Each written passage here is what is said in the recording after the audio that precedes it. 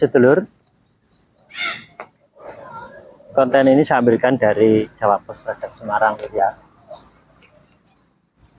Ini seperti biasa hubungan rumah tangga. Nah ini seperti ini judulnya ya. Kawin kontrak selesai, John pun dicerai. Nah, yang nyerai istrinya lur ya. Saya bacakan lur ya. Mengontrak rumah masih wajar, tetapi mengontrak orang untuk dijadikan suami tentu terdengar gila. Aneh. Apesnya John Dory merasakan keduanya.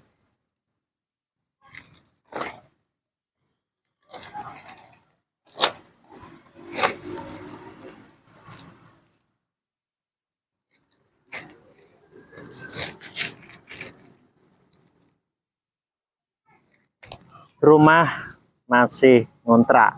Ia pun dikontrak untuk jadi suami Lady Sandi. Hal itu akibat kesepakatan bodoh yang diterima 5 tahun silam. Nah ini.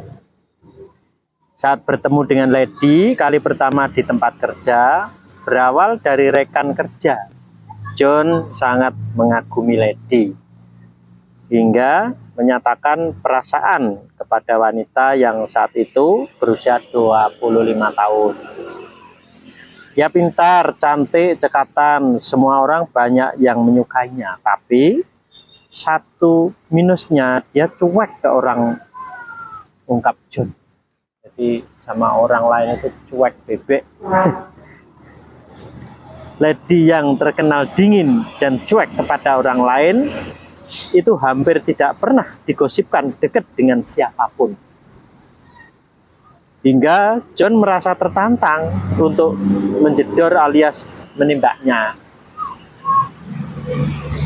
Namun siapa sangka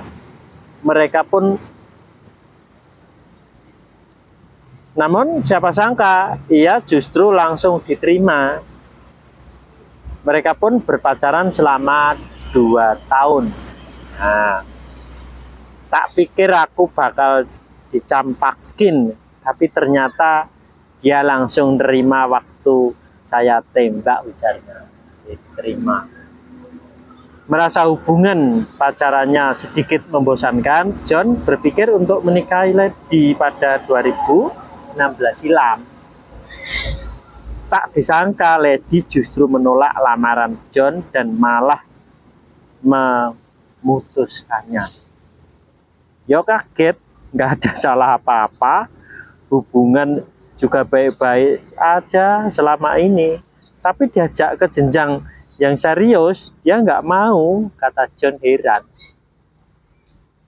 Tak ingin menjadi sad boy yang ditolak nikah, John tetap berusaha sampai Lady menerima lamarannya.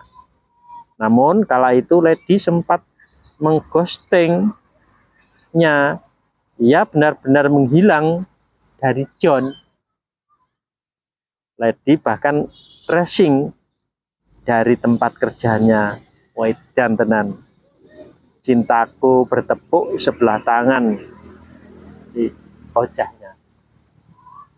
Setahun kemudian, bagai disambar petir di siang hari yang cerah, tiba-tiba saja Lady bertemu kembali dengan John. Lady pun mengaku siap untuk menerima lamaran John setahun lalu dengan satu syarat, yaitu menikah kontrak selama 5 tahun.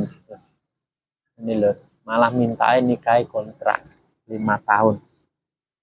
John yang awalnya kaget dan sedikit memendam marah kepadanya untuk luluh. Akhirnya mereka menikah pada 2017.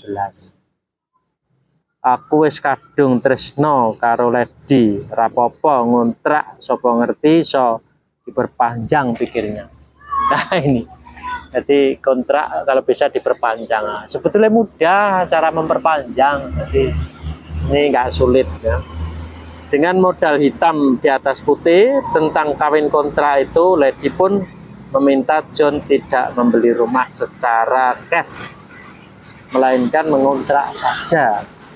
Dengan modal serba ngontrak, hubungan rumah tangganya tak sadar sudah jatuh tempo.